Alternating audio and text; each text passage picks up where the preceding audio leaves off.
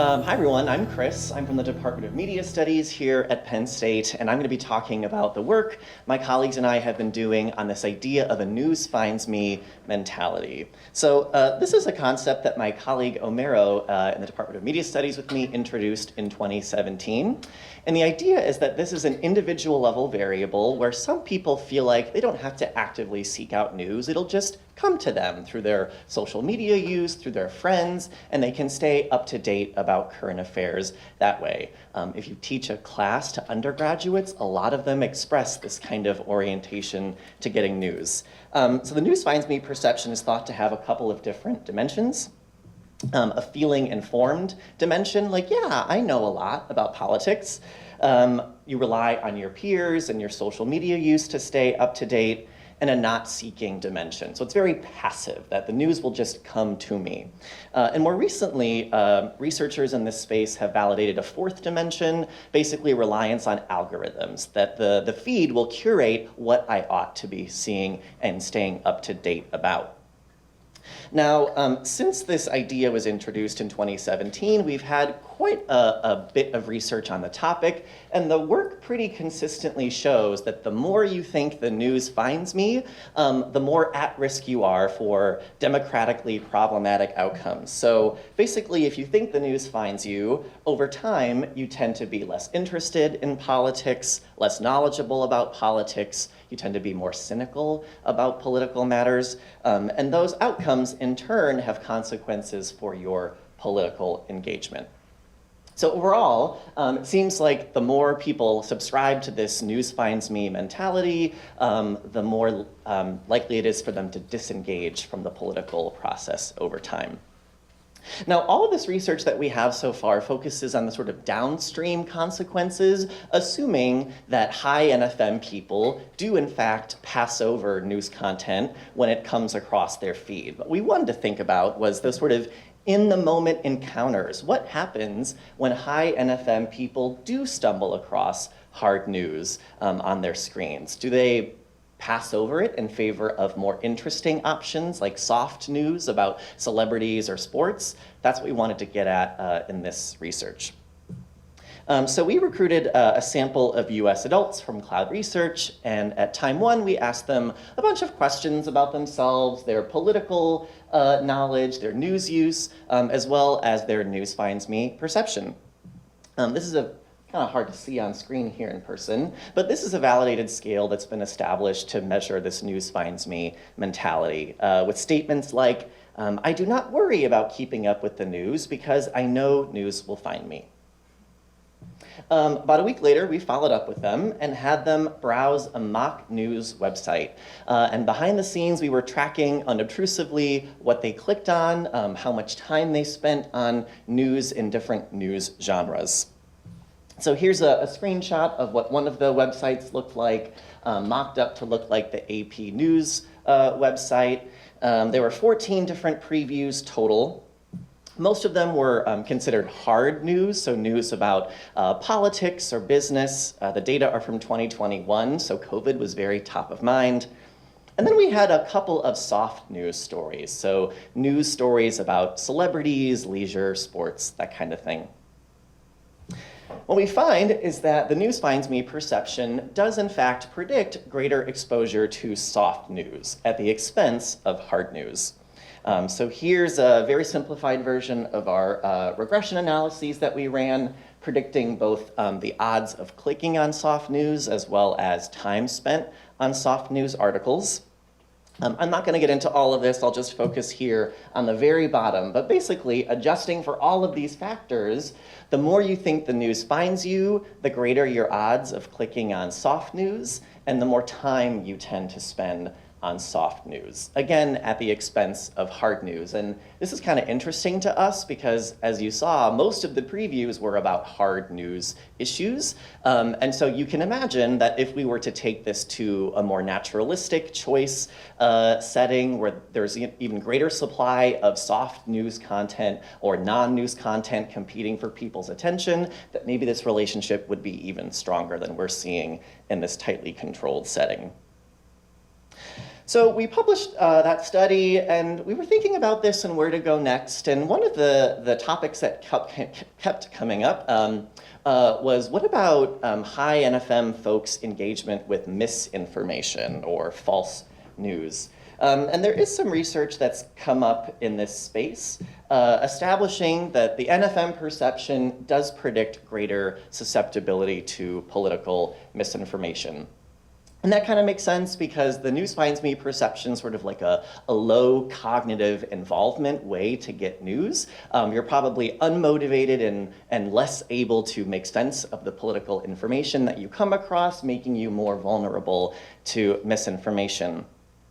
But what we were thinking about was this from sort of a metacognitive lens, thinking about questions of overconfidence. So might high NFM people be overconfident in their ability to distinguish false from true news? Sort of going back to that sort of ingredient in the NFM perception that high NFM people have this illusion of being informed about politics. Well, maybe they're also a little bit self-delusional about how good they are at sussing out false from true news. So we did a very similar study where we got a bunch of US adults from Cloud Research, and at time one, we asked them a bunch of basic questions about themselves, and we also asked them, how good do you think you are at finding false news?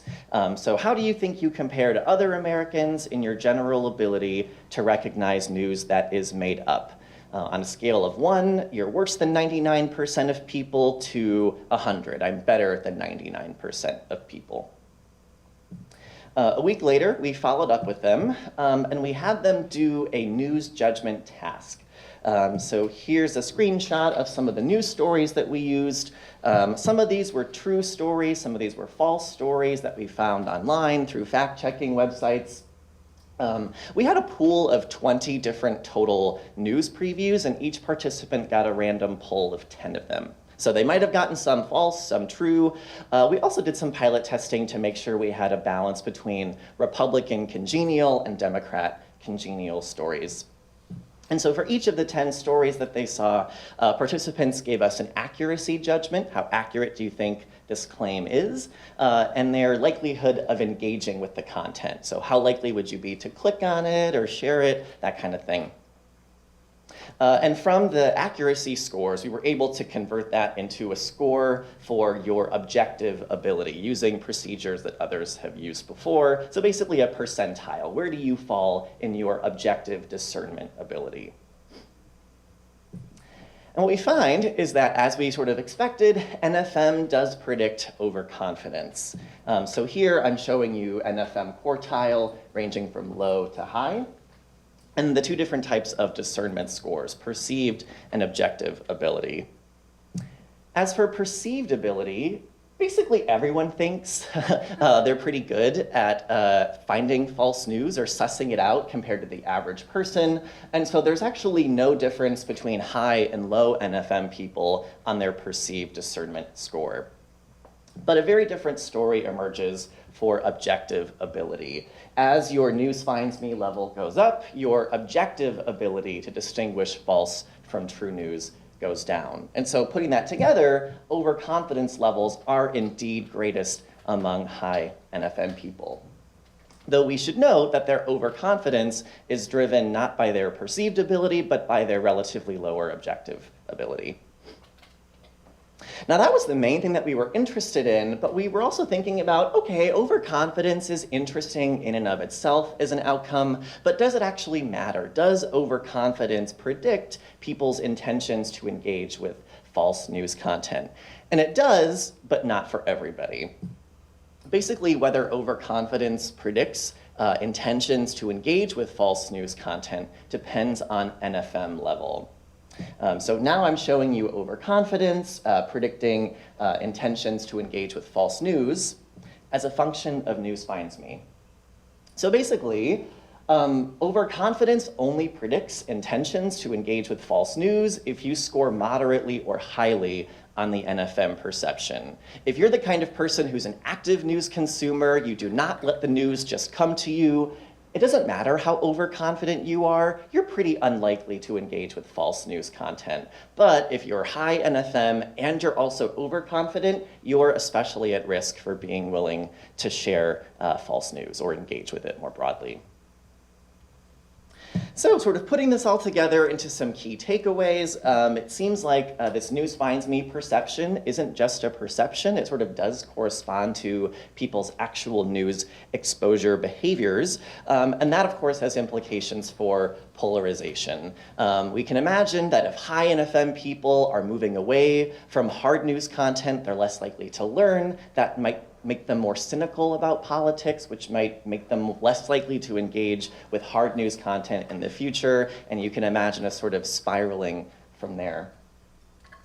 We also demonstrate in some more recent work that's under review right now that NFM is kind of a double whammy when it comes to misinformation susceptibility. This news finds me perception not only predicts overconfidence, but it also amplifies the role of overconfidence in predicting people's intentions to engage with false news content.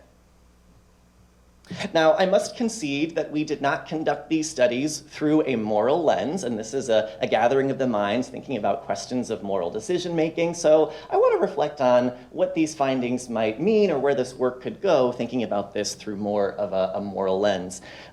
So might high NFM people, compared to their low NFM counterparts, be more likely to base their moral reasoning on erroneous beliefs, given that they are indeed more susceptible to false news content? Might high NFM people be more likely to share misinformation as a function of their moral emotions? We have work showing that moral emotions play a really vital role in helping misinformation spread, including by people on this very panel. And so if high NFM people tend to base their judgments based on heuristics and perhaps on their emotions, maybe moral emotions might matter, especially for those high NFM people. And finally, might high NFM people be more likely to believe it's morally acceptable to share misinformation? There's this really cool study I came across looking at how repetition of misinformation makes us think it's less unethical to share misinformation. And so maybe there's a relationship between NFM perception and people's perceptions of moral permissibility for engaging with false news content. Lots to be explored here. I'm looking forward to answering your questions, and shout out to my co-authors here and elsewhere. Thanks, everybody.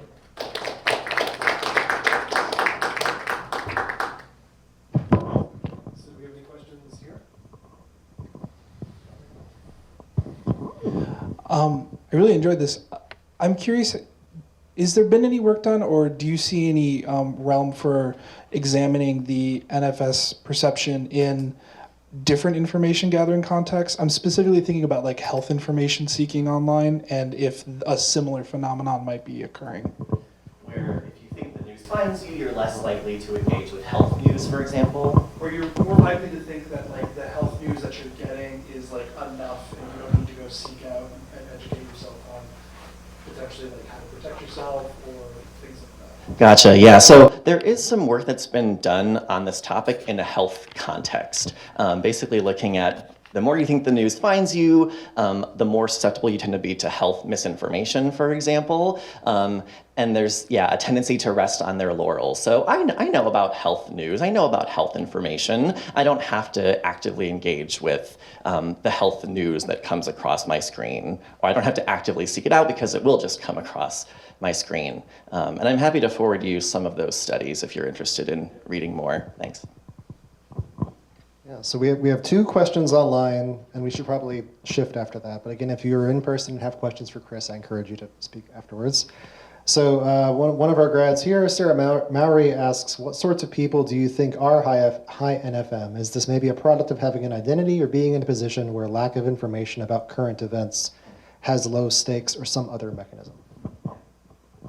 Thanks for that question. So the research has shown that there are some demographic correlates of NFM. So if you're younger, you tend to be higher on NFM. Lower levels of education tend to correlate with higher NFM perceptions. Greater social media use tend to correlate with higher NFM.